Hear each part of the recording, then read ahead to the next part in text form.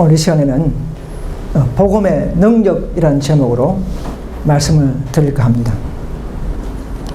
여러분, 우리가 로마서 1장 16절을 읽고 시작하겠습니다. 로마서 1장 16절입니다.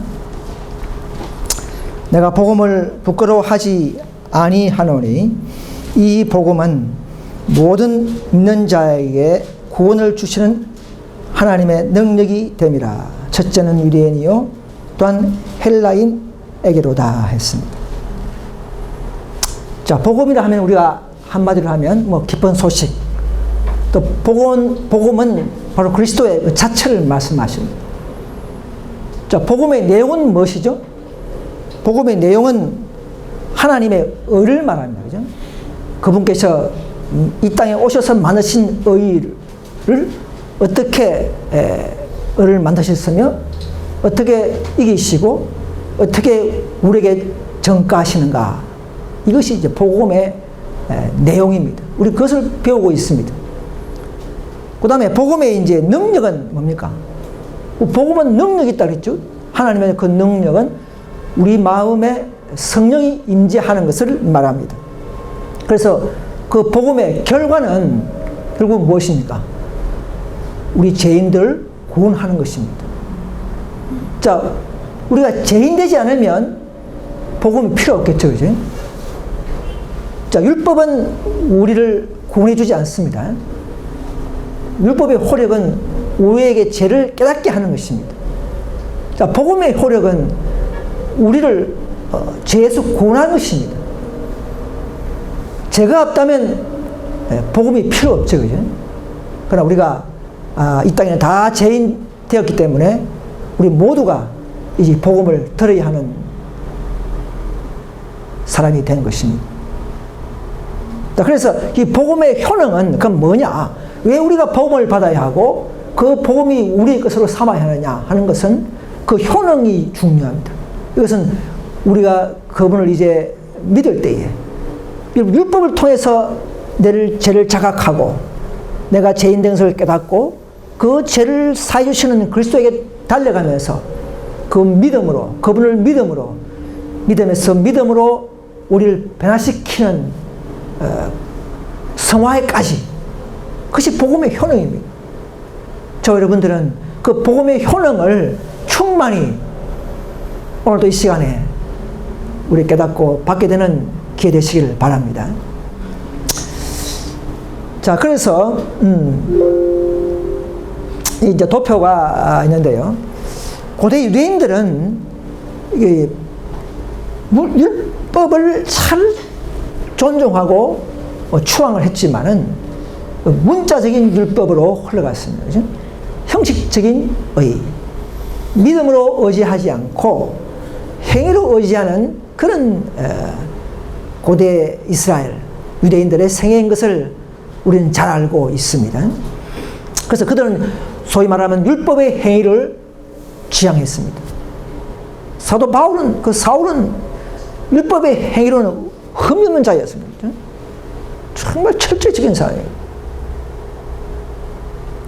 그런데 이제 예수님 오셔서 가르친 그 의는 믿음에 의지하는 의, 성령을 통해서 우리에게 순종을 유발케 하고 우리가 그분을 말씀을 지키게 해주는 그 언약을 믿는 그런 믿음을 가르치고 그런 의를 추구하도록 계몽하셨습니다.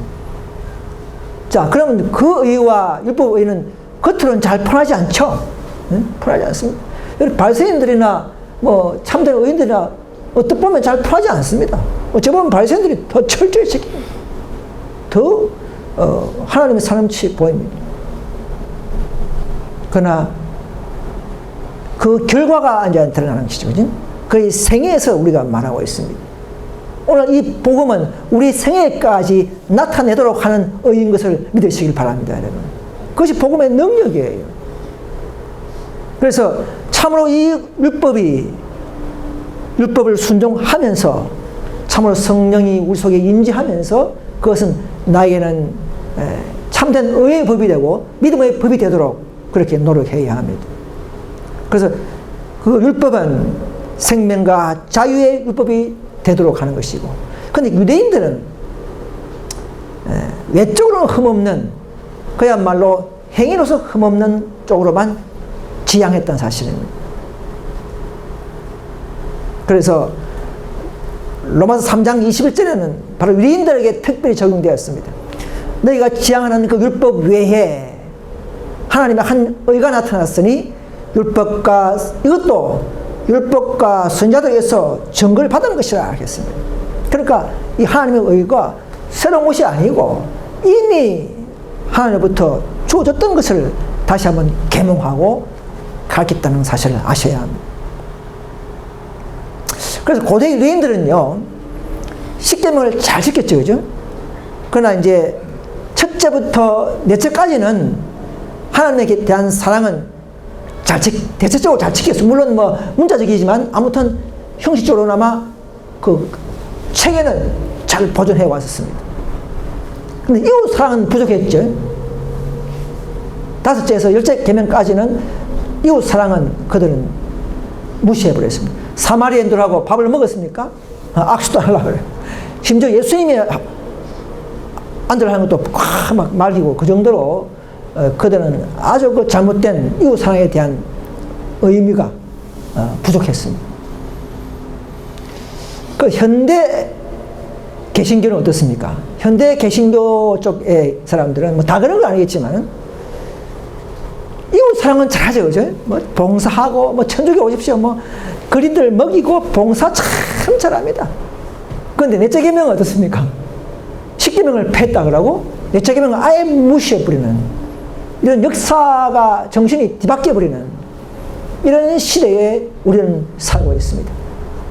그래서 우리는 과거에는 넷째 계명 날짜는 잘 챙겨왔으나 준수 방법에 실패했던 고대 이스라엘이라 그러면 오늘날 하나님의 백성들은 주로 개신교를 말합니다. 넷째 계명 날짜마저 아예 일요일로 바꿔버리는 이런 불법의 시대에 우리는 살고 있습니다. 그래서 참 복음을 받은 우리는 이런 율법을 회복하고 복음과 잘 조화시키는 이 놀라운 마지막 사업에 저와 여러분들은 군사로 부르심받은 것을 이해하시길 바랍니다. 그래서 이제 성소시대에는 주로 계명 순종과 관계없이 십자가를 높이고 십자가의 죽으심, 그분의 부활, 이런 그리스도를 믿는 시대에 살았다면, 물론 다 그런 거 아니에요, 그죠? 그러나 대체적으로 이 말입니다. 일반적으로. 지금 어떻습니까? 이제는 완전한 것을 요구하는, 점점점 법계 앞으로 하나님과 화목하기 위해서 나아갈 때마다 우리는 법에 대한 관심, 법에 대한 그 중요성을 깨닫게 될 수밖에 없는 것입니다. 왜? 하나님과 함께 하려고 하면 법계 위에 계신 아버지와 화합하면 법계를 통과하지 않고는, 그죠? 법계를 순종하지 않고는, 법을 순종하지 않고는 결코 화목할 수 없다는 사실을 우리는 알고 있습니다. 이 시대는 복음을 믿는 자들이 핍박 속에서도 율법을 순종하고 높이며 안식일 계명 회복의 시대에 우리는 살고 있습니다. 저 여러분들은 세상이 모르는 왜곡된 복음으로 율법을 조화시키는 그런 삶을 살아내야 합니다. 이것이 우리 개혁운동의 목표인 것입니다.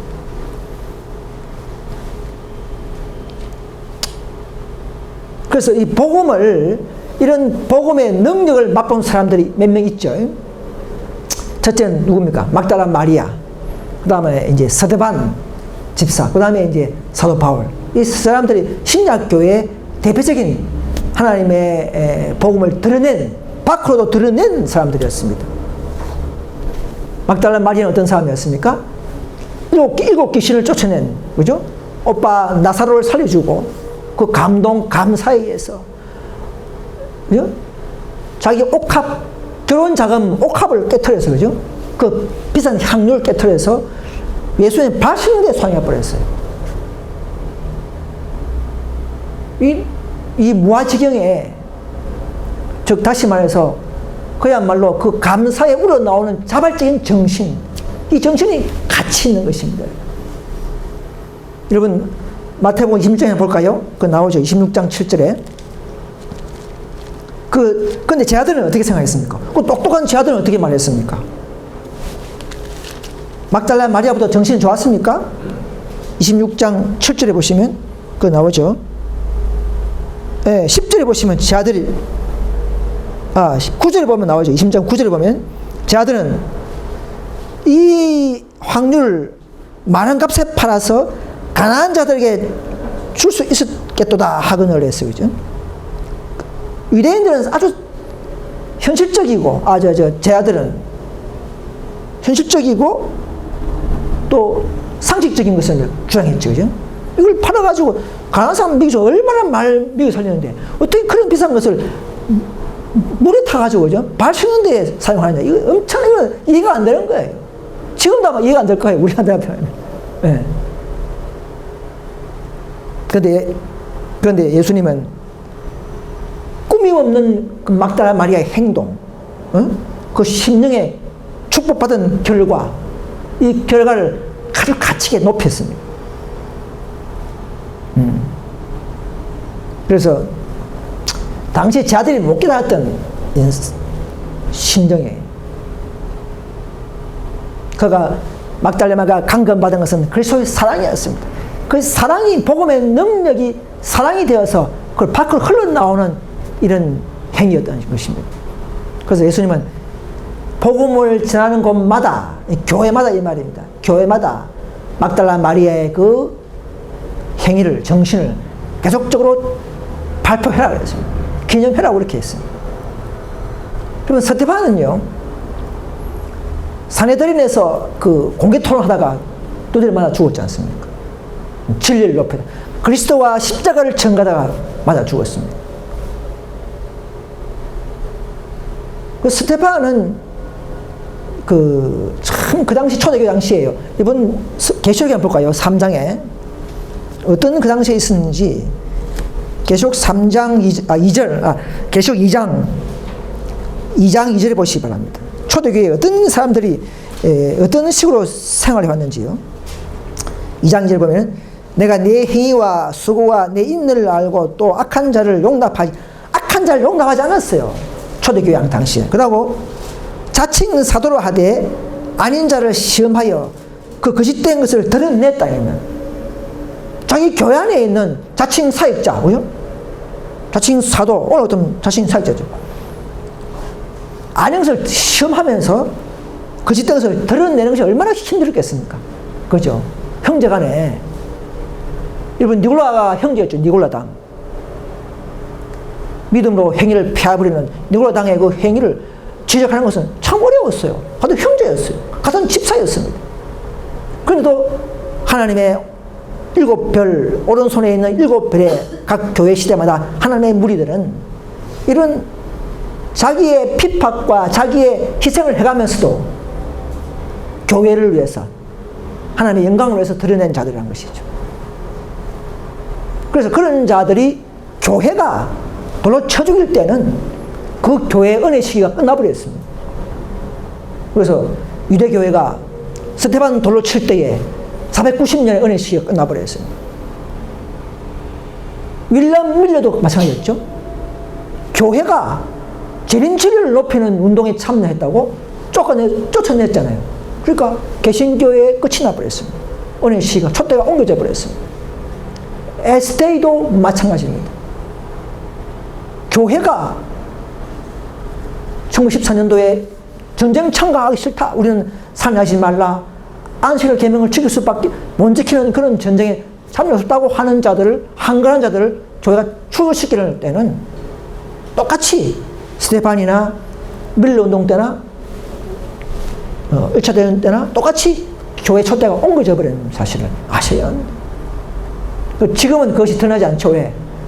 아직 지성소의 끝을 보지 못했기 때문에 우리는 그것을 발표할 수 없지만 우리는 빛으로 깨달아서 우리가 적용해 나갈 수가 있는 것입니다. 그러면 사도 바울 어떻습니까? 사도 바울도 헌신적인 전도 봉사를 했죠. 그죠? 한때 교회 제일 원수였던 사람을 이방인 사역에 사도가 세우시고 신약 성경 14권을 쓰게 만들어버립니다.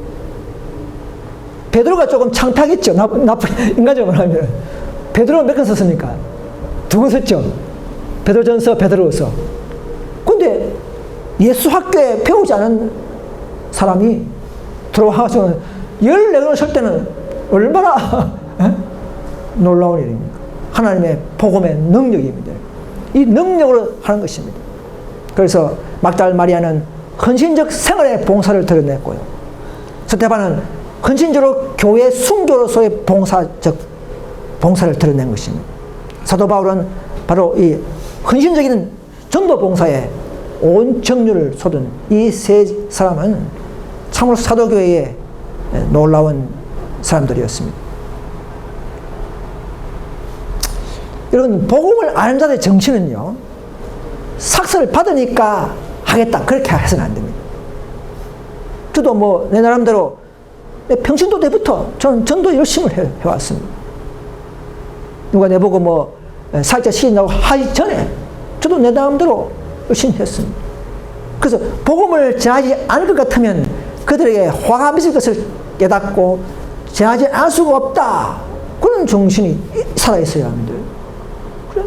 또 감투주의야 그데서 일하고 또 뭘 시기주의야 그데서 뭐 하나, 이거는 사건입니다. 나쁘게 말하면. 이런 가지고는 영속적인 살아있는 교회가 될 수 없고 우리 마음에 성령이 계속적으로 임재하는 그런 살아있는 삶이 될 수가 없다는 사실입니다. 그래서 참 복음의 능력을 받으면 우리가 변할까요? 여러분, 변화시키는 그리스도의 생애를 경험해야 합니다. 여러분. 그래서 그런 자들은 종이 되도록 해요. 종이 되는 마음을 가져야 합니다. 그분의 은혜가, 우리 믿음으로 그분의 은혜를 붙잡을 때에, 은혜를 얻을 때에, 공로를 붙잡고 은혜를 얻을 때에 우리는 변화되면서 점점 자신을 낮추는 겸손의 정신으로 흘러가게 될 것입니다. 여러분, 사도 바울은요, 3가지가 있었어요. 자기 마음속에 삼감을 느낄 때는 모든 자의 내 빚진 자라고 했어요. 이 복음을 전할 수밖에 없는 빚진 자라 그렇게 했어요. 헬라인들에게. 그 다음에 직분은 나의 직분은 나는 개수라 했어요. 내 직분은 사역자가 아니고 나는 죄인 중에 개수라, 그렇게 말하는 사도 바울이었습니다. 네. 위치. 그분의 위치는, 사도 바울의 위치는요, 가장 작은 자 중에 작은 자가 있어요. 이 교인 중에 작은 자가 있으면, 우리 서연이가 나이 어리죠. 옛날 동진이 없기 때문에 이제 그 중에 더 어린 자라, 이렇게 더 작은 자라, 이렇게 영적으로 모든 위치적으로. 이런 것이 복음의 능력의 효능이에요. 또 한 가지 사도바의 비밀을 또 한 가지 또 놓습니다만은, 그래서 진정으로 회개하는 사람들은 이제는 어떻습니까? 흑암에 있는 다른 천주교, 개신교를 해서 활동하게 된다. 전도하자 안 해도 이런 사람이 되어야 한다. 물론 또 우리가 교회적으로서는 또 우리가 업무적으로 또 우리가 이런 강조하고 교훈을 하는 것은 또 맞지만, 그래서 진정으로 사도 바울처럼, 사도 바울이 뭐 시기서 했습니까? 네? 하지 않습니다. 진정으로 회개한 영혼만이 계속해서 다른 영혼들을 구원하기 위하여 믿음으로 나아갈 것이다, 그렇게 말하고 있습니다. 여러분, 로마서에 잘 아시죠? 로마서 8장을 보시기 바랍니다. 8장 1절에 잘 아시는 내용입니다. 로마서 8장 1절 다시 한번 읽어봅시다. 그러므로 이제 그리스도 예수 안에 있는 자에게는 결코 정죄함이 없으니 이는 그리스도 예수 안에 있는 생명의 성령의 법이 죄와 사망의 법에서 너를 해방하였음이라, 이렇게 했습니다. 여러분, 예수 안에 있다는 이 말은 그리스도와 연합했다, 이 말입니다. 항상 그리스도와 교제하고 연합한 자를 말합니다. 그런 자들은 예수 안에 있는 자들입니다. 이런 자들은 둘째 사망을 당하지 않습니다. 여기 정죄는 그 조사심판을 말하는 것이 아니고 둘째 사망을 말합니다. 악인들의 심판을 말할 때 했을 때 천년 후의 사망의 정죄를 받지 않습니다. 여러분, 생명의 성령의 법이라는 말이 뭡니까? 여러분, 성령은 우리에게 생명을 주는 분입니다. 성령은 우리에게 생명을 주셔서 우리를 변화시키는 분입니다. 그래서 성령이 있다는 것은 곧 생명의 능력이 있다는 것이라는 것이죠. 그래서 그런 성령이 있는 자들은 죄와 사망의 법, 그죠? 죄와 사망의 법이 뭐냐면 죄에 의해서 행사되는 우리 모든 죄인들은요, 우린 모든 것을 죄를 짓고 싶어하는 그런 습성이 있어요. 경향성이 있습니다. 그래서 이 죄의 행사는 결국은 사망을 가져오는 건세란 말이에요. 그래서 죄는 사망을 가져오는 건세입니다. 그러나 그 뭔가 우리 죄인들은 그런 법이 살아있는 것이죠. 죄를 짓고 싶어하는 뭔가의 그 건세의 법이 가지고 있는 자들입니다. 그러나 생명의 성령이 우리 안에 들어오면 이제는 성령이 우리를 순종케 하고자 하는 마음을 일으키고 우리 몸의 행실을 죽이는 능력을 준다는 것입니다. 그래서 죄의 건세와 속박에서 정죄에서 자유롭게 하는 권능을 부여받는 것입니다. 그래서 생명의 성령의 법이, 즉 성령이 있으면 이 말인 거죠. 생명이 있으면 이제 죄와 사망의 습관과 또 우리의 체질과 우리의 모든 그런 행위에서 능히 이길 수 있는, 자유롭게 순종할 수 있는 법으로서 변화시키고 우리를 해방시킨다는 것이죠. 이 사도 바울의 이 로마서나 이런 갈라디아서 책들 보면요, 정말 다른 제자들이 맞이하는 놀라운 그런 우리의 구속의 구원과 이 그런 진리를 참 많이 기록했습니다. 사도 바울은 특별하게 하나님과 함께했기 때문에, 물론 다 함께했지만 제자들이 특별하게 용서받은 사도이기 때문에 이 놀라운 그 진리를 깨닫게 해주셨어요. 물론 사도 요한은 또 계시록을 깨닫게 했지만, 바울은 우리의 구원의 길에 관한 이런 죄와 율법과 복음에 대한 이런 놀라운 상관관계의 그 복음을 충만히 빛을 받은 자입니다. 사도 바울은. 여러분, 우리도요, 정말 하나님과 함께 산다면 엘리지 화이트처럼 그런 정말 참으로 모든 걸 거듭나고 겸손하게 산다면 우리도 하나님의 특별한 은혜가 임하면서 각자에게 엘리야처럼 사명을 주실 수가 있습니다. 그래서 사도 바울은 이제 말이 아니라 외적 능력으로 나타내기를 원했습니다. 바울도 한때는 에베소인가요? 아데네서인가요? 막 응변적으로 설교했어요. 근데 다 실패해서 한 명도 안 와. 그래서 이 아이구나. 그래서 능력으로 해요. 능력. 서울단상에서 참 좋은 아름다운 목소리도 중요하지만 더 중요한 것은 우리의 진솔함, 우리의 겸손함, 우리의 가치가 없는 우리의 행위에서 더 가치가 있고 능력이 나간다는 사실을 아셔야 합니다. 아셔야 우리도 하나님의 능력을 우리가 나타내기를 위해서 저도 소망합니다. 우리 모두 다 이제 참으로 하나님의 능력이 우리에게서 그 빛으로 흘러갈 수 있기를 함께 소망합시다. 그래서 이 기독교는 하나님의 말씀이 마음속에 자리를 잡으면 그들은 복음의 능력과 그 순수성을 실제적으로 보여준다. 그래서 실제적으로 보여준다. 우리는 믿음으로 말하는 의가 1888년에 우리가 제시되면서 다시 한번 그들에게, 에세이 백성들에게 다시 한번 각성시키고 계몽시키지 않습니까? 그 본질은 뭐냐면 율법 속에 있는 그리스도, 마음에 있는 진실하게 마음 깊이 새기는 율법과 새겨주는 성령이 있는 우리의 생애, 그걸 강조한 것이죠.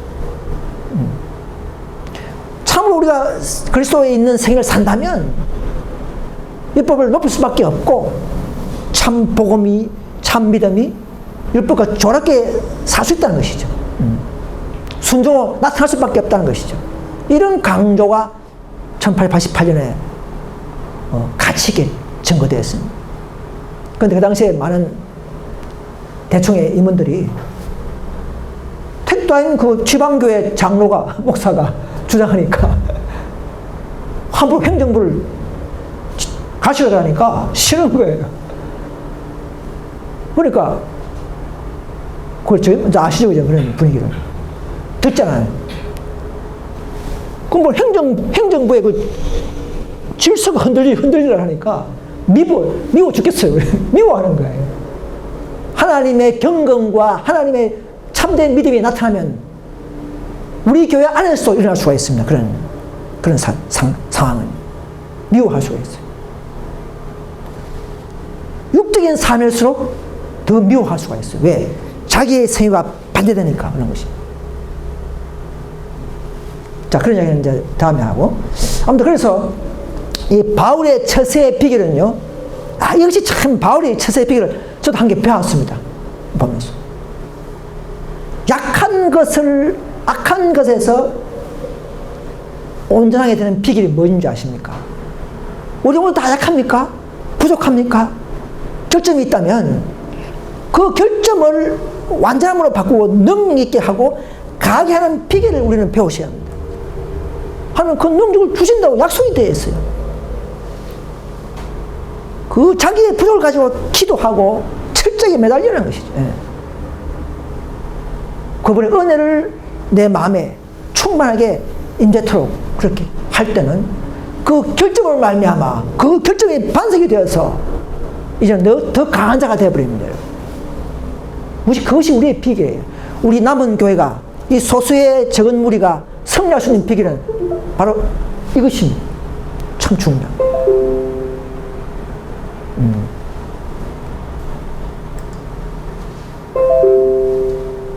뭐야? 네, 그래서 이 질것을 택하는 이유가 있죠.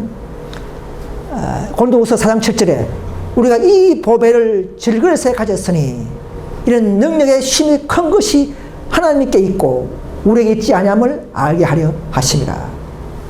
여러분, 우리가 금그릇입니까? 아까 뭐 금수저, 흙수저 이런 이야기 세상에 많이 돌죠, 그죠? 우리는 흙수저죠. 질그릇. 하나님은 질그릇을 택하는 이유가 무엇입니까? 네? 금수저를 택하면 더 놀랍게 존경스럽게 복음을 전할 수 있는데, 따라갈 수 있는데, 이 질그릇을 택해야 됩니다, 여러분. 하나님도. 왜냐하면, 이런 질그릇에서 놀라운 능력이 나타나니까, 사람들이 더 잘 믿어요. 저 사람은 저런 사람이 아닌데, 와, 저런 능력이 나온다?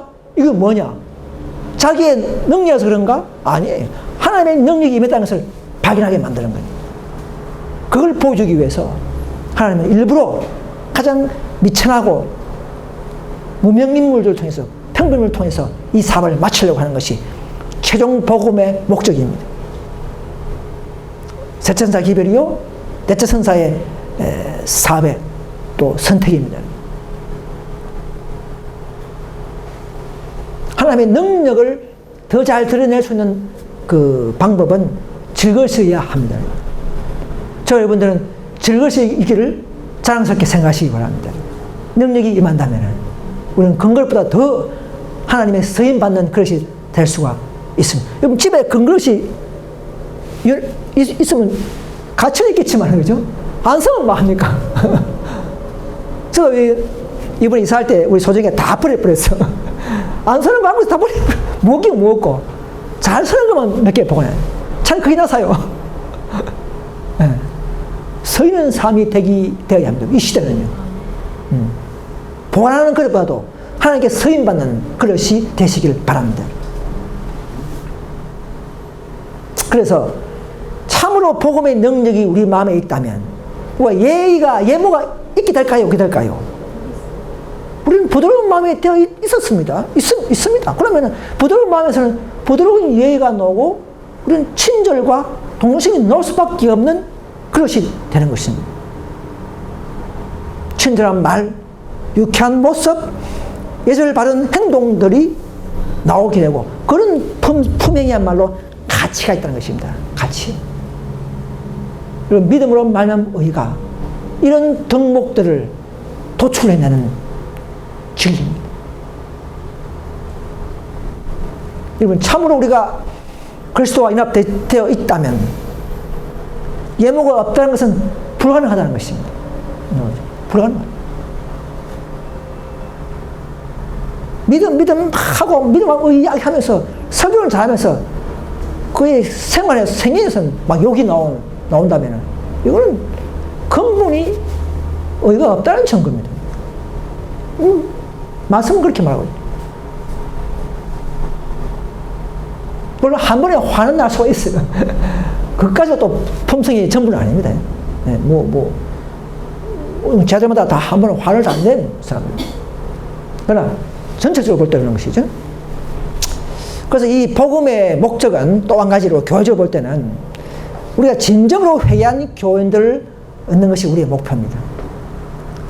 하나님은 명목상의 신앙만을 가지고 철저히 회개하지 않은 교인 60명을 얻는 것보다는 회개한 6명을 얻는 것이 더 하나님 원하신다 이렇게 했어요. 그래서 우리 교회가 숫자가 좀 적지만 정말 좀 저도 많이 얻기를 원하지만 그러나 정말 그 신실한 이런 정말 진리를 찾는 사람들이 오기를 원해야 합니다. 그래야 이 교회가 살아있게 되고 문제가 발생하지 않아요. 무조건 막 여가지고는 막 이단파에서 와가지고는 막 그 어떤 문제를 일으킨 일이 옛날에 있었지, 그죠? 결국 뭡니까? 그 한 주제 때문에, 한 문제 때문에 결국 막 논쟁이 붙어져가지고는 막 교회가 분리되고 그게 결국 뭡니까? 사람의 영향이 있을 것입니다.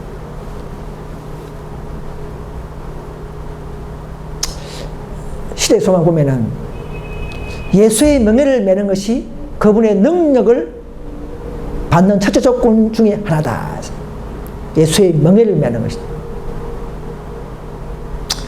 우리가 품성 많이 하지만 예수의 명예를 매는 자들은 뭐가 나온 줄 아십니까?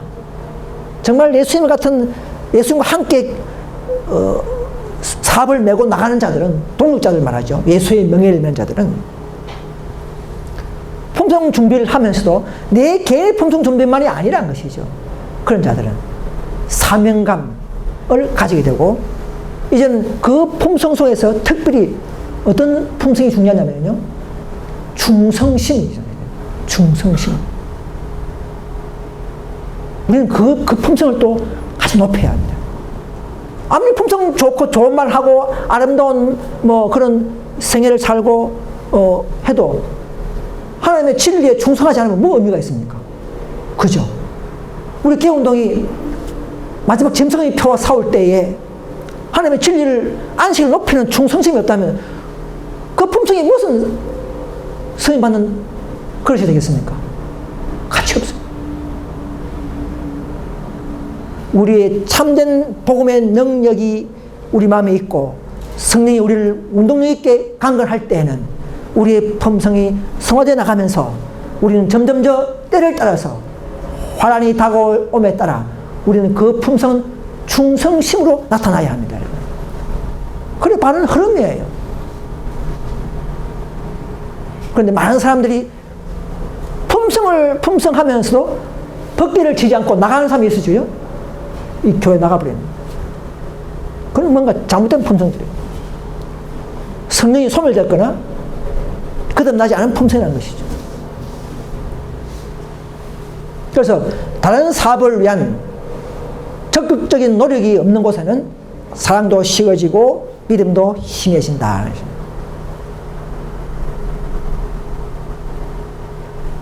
그래서 우리는요, 이런 복음을 쟁취하면서 많은 의심과 의혹과 장애물이 이 교회도 있어요. 뭐 저도 그럴 때가 있죠. 그렇지만은 그런 의혹을 다 제거할 때까지 기다린다면은 결코 우리는 앞으로 전진하지 못합니다. 믿음은 증거 위에 세운 것이며 어떤 실정의 근거를 둔 것이 아니기 때문에 그렇습니다. 우리는 조그마한 의혹이 있다면 그걸 믿음으로 헤쳐나가야 합니다. 그러나 진리와 예언은 확실히 발판을 삼고 그 진리와 예언의 근거 위에서 우리 믿음을 활용할 줄 알아야 합니다. 우리 앞에 장애물이 다 크실 때 전도해야지. 장애물 다 계실 때 교회운동에 와야 되지. 이런 분들은 결코 오지 못할 것입니다. 왜? 마귀가 살아있기 때문에 계속적으로 속이는 것이죠. 의심을 불어넣고 눈에 보이는 것은 별로 재미있는 것이 없고 믿음으로 해야 되는데 그냥 눈으로 믿음 대용해서 보는 사람들은 이 교회에 절대 오지 않습니다. 예언과 진리의 바탕을 두고 그 다음에는 내 믿음을 활용하면서 함께 따라가야 합니다. 양심의 소리는 있을 것입니다. 그 양심의 소리에 순종해 나가요. 왜? 우리 교회는 거짓이 없는 교리를 가지기 때문에 우리 양심을 두들 수가 있습니까? 두들 수가 있습니다. 정말 참으로 진리를 알고자 하는 자들이 이 교회에 온다면 우리는 이 거짓 없는 진리가 그분의 마음을 두들 수가 있습니다. 그럼 이 교회가 진리인 것을 믿고 다른 것을 잊어버리고 믿음을 활용하면서 이 교회에 함께 나가야 합니다. 그래서 그런데 이 주님께서는요, 너희들에게 장애물이 있느냐? 그 장애물을 시험석으로 삼으라고 또 그렇게 했어요. 여러분, 어려움이 없으면요, 내가 믿음이 더 성장하지 못합니다. 향상되지 못합니다. 산믿음을 활용하는 것은 영적 능력을 증가시키고 흔들리지 않는 신뢰심을 개발한다는 의미다. 그 장애물이 많고 어려움이 우리 교회에 좀 논쟁이 있었지 않습니까? 저는 옛날부터 그 늦음이 때문에 이 교회를 사온 장로님 중에 한 명입니다. 제가 이 교회에 한국 IMS 창설 멤버지만은 그때 늦음이 때문에 싸우면서 형제와 싸우면서 불이 됐습니다. 우리 교회는 대총회가 전도인 교회가 아닙니다. RM에서 진리를 높이다가 스스로 나와서 진리를 높이다가 스스로 만든 36명이 만드는 교회에 분리됐을 때에 대총회에서 독일에서 우연히 연결돼서 만나게 된 교회입니다. 대총회가 전도인 교회가 아니에요. 이 36명이라는 숫자가 이 진리를 높이다가 밀려운동 때처럼 이것이 아닌데 너저미가 온 것이 아닌데 이렇게 하면서 스스로 분리돼가지고는 핍박을 들으면서 나와서 있을 때에 희한하게 베드로가 고넬료를 만난 것처럼 대충해서 한국에 오면서 만나게 주셔서 참 남은 교회 원조 IMS를 붙잡고 탑승한 교회, 우리 한국교회는 특이한 교회. 제가 사진을 발견했는데 그때 2000년도에 6월 18일 집회 마치고 사진 찍은 걸 보니까 제가 갖고 있지만 몇 명 남자 아십니까? 남자는 내원차 남았어요. 내원차. 여자는 정복선, 서귤 딱 2명이 있고 다 그 뒤에 돌아오신 분이에요. 지금 한국교회 남자라서 내원차 남은 다 그 뒤에 돌아온 사람들이에요.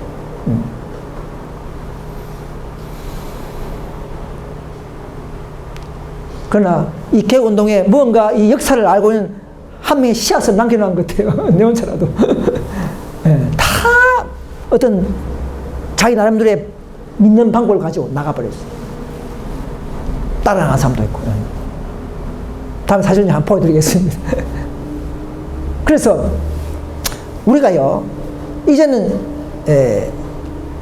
교회에서 우리 교인들을 위한 최선의 방법은 이제 설교하거나 전파하는 것이 아니라 이제는 사업을 계획해 주라 이 말이에요. 사업을. 할 일을 주라 이 말입니다. 여러분 왜 그러냐? 활동하게 되면 기력이 없던 자가 소생된다 이죠. 영적으로 왜 힘이 없느냐? 활동이기 때문에 그런 겁니다. 지식을 많이 하는 것은 절대 좋은 것은 아니에요. 지식은 물론 믿음에 필요하지만 그 지식이 활용되지 않으면 없는 것보다 못하다는 것이죠. 개신교보다 못하다는 것이죠. 연약한 자가 강하게 되고 무지한 자가 지혜로워지고 모든 영혼들이 예수님께서 가르친 그대로 진리를 증거할 준비를 갖추게 된다. 그래서 이 전도가 미련하게 보이지만요, 유대인들한테는 이 전도가 정말 우리에게 활력을 주고 성령이 충만하게 임할 수 있는 놀라운 비결을 알면서도 우리가 지금 못하는 이유가 뭔가 우리에게 장애가, 심령에 장애가 있어서 그런 겁니다. 장애가 있어서 그런 겁니다. 이걸 헤쳐나가야 됩니다.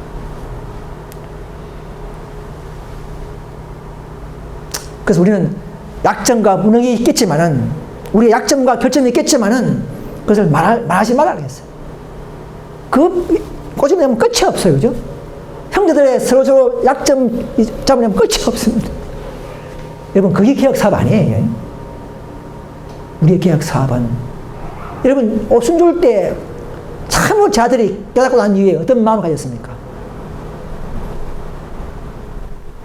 오순절 이후에 이혼구원에 대한 책임감, 이것이야말로 우리를 부르신 목적이다 하는 것을 깊이 깨달은 자들이었습니다. 교회 학장, 이 두 가지 외에는 딴 생각 하지 않았습니다. 형들의 부족, 교회 좀 문제점, 이런 것이 부족한 게 있더라도 따지지 않았습니다. 이 두 가지 목적을 가지고 밀고 나갈 때 성령이 더 임해버립니다. 우리도 그런 돌파구가 필요합니다. 그런 구호가, 그런 신념이 필요합니다. 여러분, 앞으로는 우리에게는요, 알지만은 이 세상에서 일어나는 놀라운 사건들이 준비되어 있다. 우리 앞에. 우리 알면서도 당해보면 더 놀란다 그렇게 했어요. 무시무시한 환란이 준비했다고 그렇게 용어를 쓰지 않습니까? 개국 이래 없는 환란이죠, 그죠? 다니엘 10장 1절에 보면 그 나오잖아요. 그래서 우리는 부지런히 말씀에 연구하고 그 계명에 우리 생애를 일치시키는 노력을 필요합니다. 그런 자들에게 성령이 도와주십니까? 성령이 도와주실 것입니다. 도와주십니다.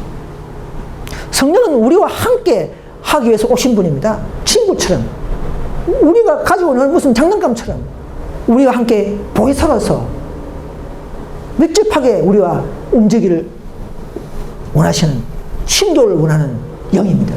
친교의 영입니다.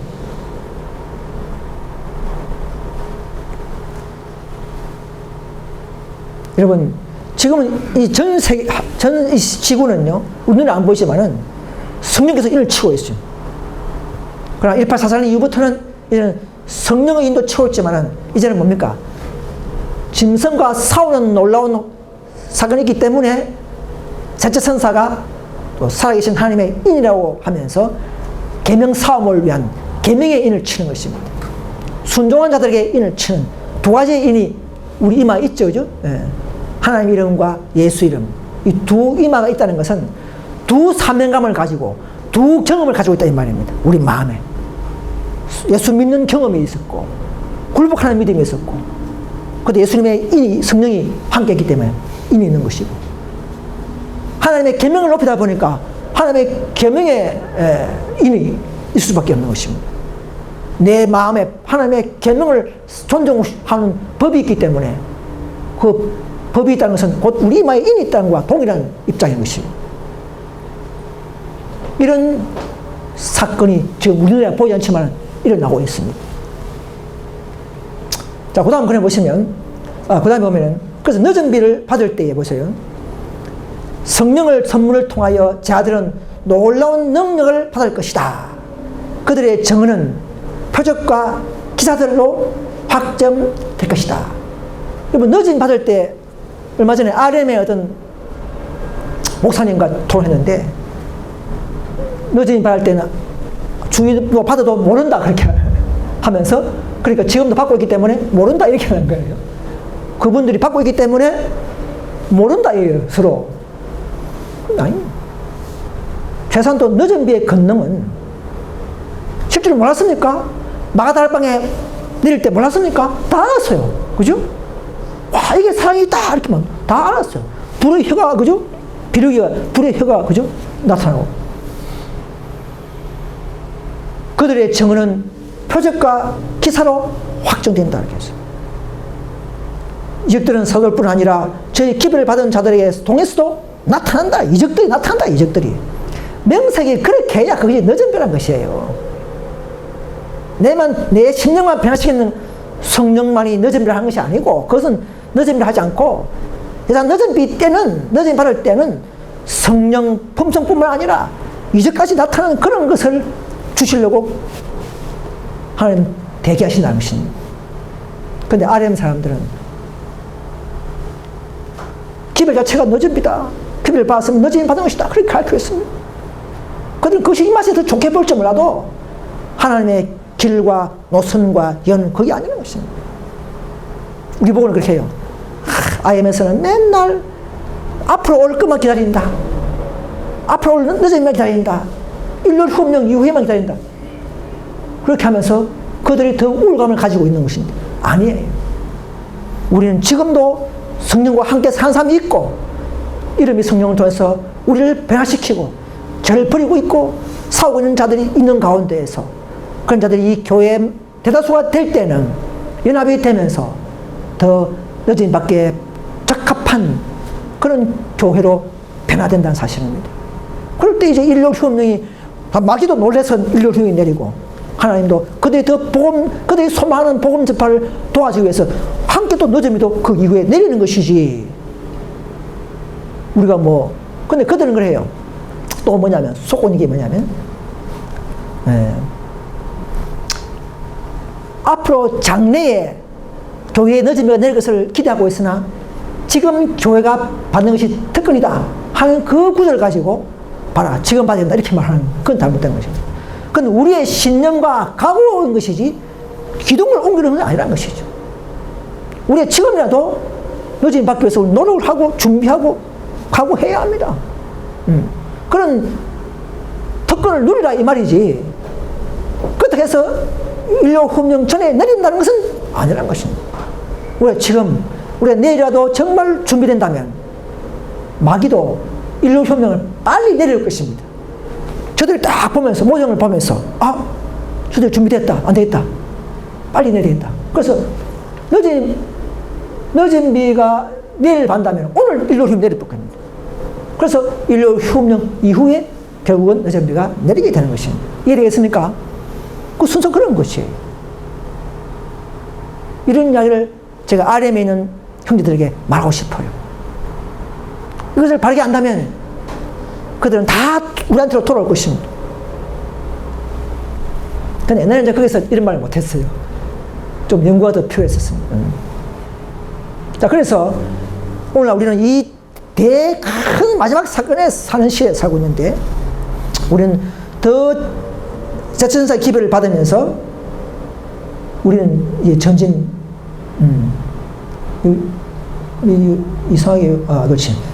셋째 선사의 기별을 우리가 증거하고 경험하고 살고 있습니다. 넷째 선사는 셋째 선사 백성들에게 더 힘과 능력을 주려고 했습니다.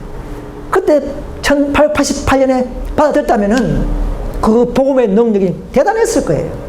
그들은 진리와 의 함께 가지면서 온 세상에 두드리는 놀라운 복음 전파의 장본들이 되었을 거지만은 그 의를 거절함으로써, 쫓겨남으로써, 그 의를 높이는 자를 쫓겨남으로써 1914년대에는 이제는 넷째 천사가 두 명이죠. 천사가 넷째 천사가 두 개죠, 그죠? 하나는 기별로서 내려온 천사를 제가 표현했고요. 또 하나의 넷째 천사는 이제는 초기된 무리로서 개혁하고 연합된 남은 무리를 말하는 것입니다.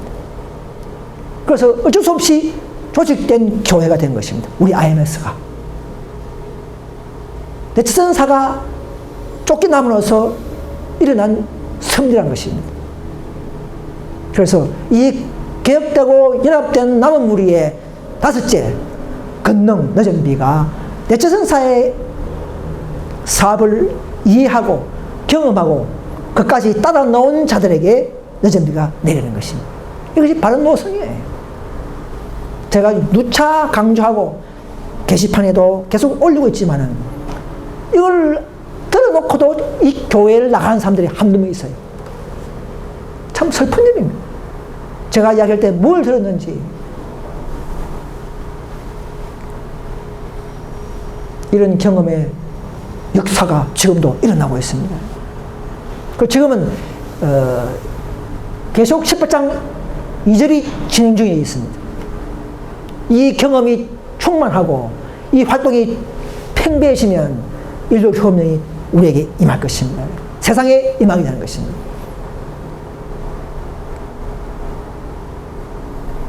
그래서 이제 18장 천사의 활동에 의해서 바로 13, 4천 명들이 교회에서 분리되고 최종 모아집니다. 여러분, 저와 여러분들이 활동할 때에 저와 여러분들이 능력을 받고 지금부터라도 성령을 받고 나가면서 너희들이 성령 받을 때까지의 모든 활동에 있어서 개신교에서 이 교회 사람들이 자꾸 다 들어옵니다. 많은 사람들이 이 교회에 모이는 것입니다. 우리 형제들이 모이는 것입니다. 그래서 다 통일한 형제예요. 바로 14만 4천 형제입니다. 우리가 더 인류혁명 이후에는 모든 종교계가 잠에서 깨다 다 깨어나 버립니다. 안식일이 특별히 두각을 일으킵니다. 세상 앞에서 그 계명이 특별히 높여지게 될 것입니다. 우리는 이 바벨론 오류를 폭로하는 활동을 해야 합니다. 그래서 그들에게 오류에서 분리시켜서 더욱 참교회와 연합하도록 해야 합니다.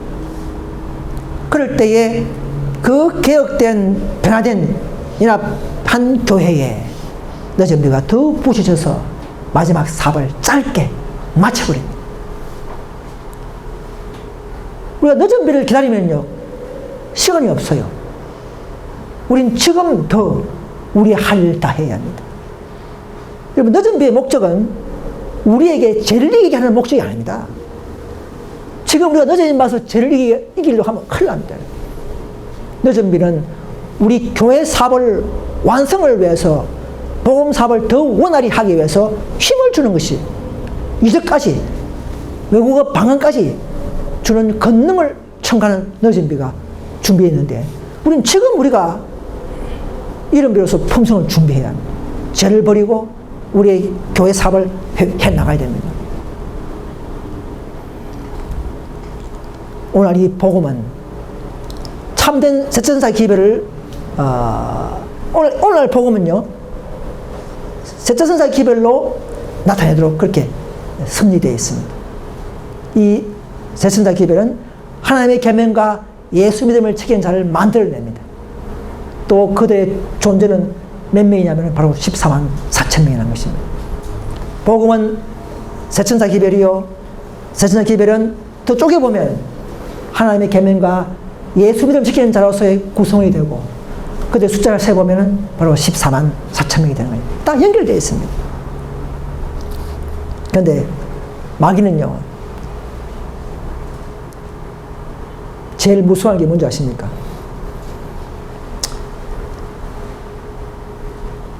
이 세상 역사의 끝이 가까이 가면 갈수록 원수의 공격은 더욱 기만적이고 유혹적이 될 것이다 알겠습니다. 마귀의 공격은 점점 더 거세지고 더욱 자주 있게 될 것이다 알겠습니다. 마귀가 제일 싫어하는 게 뭔지 아십니까? 제일 싫어하는 거 하나님의 백성들이 무아지경으로 일하는 걸 말합니다. 무아지경으로 헌신하고 무아지경으로 봉사하는 사람들 제일 싫어해요. 마귀는요 지금 개혁운동 보고 합니다. 개혁운동 교인들이요 예수 믿고 안주 지키고 고기 안 먹고 또 교회 잘 참석하고 잘 하시라. 근데 무아지경으로 일하지 말아야 해요. 헌신하지 말아야 해요. 마귀가 제일 무서워하는 것이 막달라 마리아처럼 그죠? 사도 바울처럼 그런 농사는 제일 무서워해요. 조용히 그냥 이 교회만 부산교회만 열심히 교회 나와서 믿고 아멘하고 찬송하고 헤어지길 원해요. 그런데 가정을 팽개치고 지금 신천지 있잖아요. 신천지 아시죠? 시중에 신천지 교회 안상홍 전인서 보십시오. 그 자생수 먹지만 약 3분의 숫자가 다 막 이혼해버리고 그냥 막 회사 때려치우고 은행은 사표내고 학교 때려치우고 학자금 가지고 교회 바치고 그렇게 놀아요. 이게 웬일입니까 이게? 그들이 그가 옳으려고 생각하지 않고 진리로 믿기 때문에 그런 거예요. 진리로 믿기 때문에 그런 능력이 나오는 겁니다. 그들 정신이 그렇게 된 거예요. 물론 그 안에 진정한 거룩함과 진정한 편화가 없겠지만은 마귀도 능력을 주는 거예요. 그죠? 우리가 할 일을 마귀의 교회들이 더 앞장서고 있다는 사실을 아셔야 합니다. 이 놀라운 진리를 가지고 풍성한 복음의 능력을 가지고 우리가 그렇게 해야 되는데도 우리가 그렇게 하면 사람들이 그렇게 하나? 가정회복을 해. 그렇게 해야 돼? 그게 무슨 아름다운 복음 사역자냐? 이런 식으로 계속 끌어내리고 헌신적인 사역자를 엘리야의 심령을 다 죽여버립니다. 이게 놀라운 우리 안에서 오는 공격이에요. 이걸 들추는 사람들이 많이 없어요. 이제는 때가 됐다는 것이죠. 이제 우리가 신천지나 안상홍천처럼 저런 사람들이 하는 것처럼 우리는 진리를 가지고 그들의 모습처럼 나타나야 됩니다. 그럴 때 마귀는 제일 분노한다고 했어요. 이제 백성들이 속지 않고 잠자지 않고 일할 때에 제일 미워한다. 우리 개혁운동이 하지 않으면 누구도 할 삶이 없습니다. 개신교는 오류를 가지고 있기 때문에 열매가 나오지 않습니다. SD도 게으러지고 불순종으로 흘러가기 때문에 명목상의 교인되기 때문에 그 능력이 임할 수가 없습니다. 우리밖에 없어요. 우리가 하지 않으면, 저와 여러분들이 하지 않으면 이 사업을 맞출 수가 없습니다. 저 아침에 일찍 일어나서 새벽에 기도하면서 제가 오늘 이 설교에 좀 더 능력 있게 해달라고 했는데 잘 안 되네요. 그런데 정말 이 진리만큼은 이런만큼 우리는 확신을 갖고 있는 사람들입니다. 마지막입니다. 그래서 이 재림 신도가요, 1844년 당시에 그들은 이런 연신 있었습니까? 재림 운동하는 그 무리, 윌리엄 밀러 그 운동 무리들이라 하더라도 그들이 앞에 나타난 대체천사의 기별을 아멘으로 받아들였다면 그들은 성령 능력이 임했을 것이고 그들은 그 능력에 의해서 그 기별을 온 세상에 전파했을 것이라는 것이죠. 그렇다면 하나님의 구원을 보았다는 것입니다. 그들의 노력과 함께 능력이 임한다는 사실을 아셔야 합니다. 여러분, 노력이 없는 가운데서 늦은 비가 임하지 않습니다. 마음에 내렸다면, 마음에 내려서 그게 늦은 비다. 전부 그걸 속고 있는 사람들입니다. RM 분파들은. 그 노력에 큰 능력이 베풀어진다는 것입니다. 하나님과 함께 하면서 함께 운동한다는 것입니다. 하늘에서 예수님은 백마를 타고 천사들을 지휘하면서 마지막 큰 아마겟돈 전쟁을 지휘하는 그 모습이 바로 늦음의 운동의 모습이라는 것입니다. 그런데 RM 사람들은 마음에 내리고 있다. 개인적 늦은비를 주장하면서 늦은비의 그 능력과 각오와 신념을 조금 퇴색시켜 버리면서 점점 하나님의 사업에 그 열성을 죽여버리는 사실을 아시죠? 이미 받고 있기 때문에. 그래서 우리는 1844년 당시의 사람들도요, 벌써 사업을 끝낼 수 있었다는 사실은. 그렇죠. 단순해요. 뭡니까? 고기 안 먹는 겁니까? 그것도 중요하지만, 여기 뭡니까? 자기가 나타난 기별을 마음으로 받아들이고, 즉, 굴복하고 이 말입니다. 청을 회개하고, 형제와 함께 연합하면서 성령의 능력을 받아서 기별을 전하는 것이라는 것이죠. 기별의 목적을 전파합니다. 그죠? 했다면 어떻게 하십니까? 유대인에서부터 헬라인까지, 그죠? 우리는 천주교에서부터 에세이부터 천주교까지 이런 세상에 전하는 것까지 이 사업을 할 수 있다는 것입니다. 그러면 벌써 사업은 끝났을 것이고 즉시 그들은 보상을 받고 당신의 백성들을 영접하기 위하여 예수님이 40년대 당시에도 오셨다는 것입니다. 야, 하나님의 약속은 하나님이 더딘 게 아닙니다. 하나님이 미루는 게 아니에요. 우리에게 달려있는 것입니다. 백성들은 다 똑같은 백성들이에요.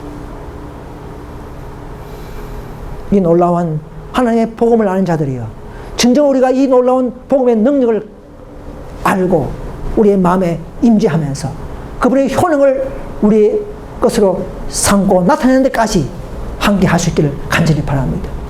이 적은 교회지만은 더 우리가 빈그릇이 되고 더 자신을 낮출 때에 하나님은 능력이 함께 하실 약속된 교회라는 사실을 믿으시기 바랍니다. 예언되어 있는 교회예요.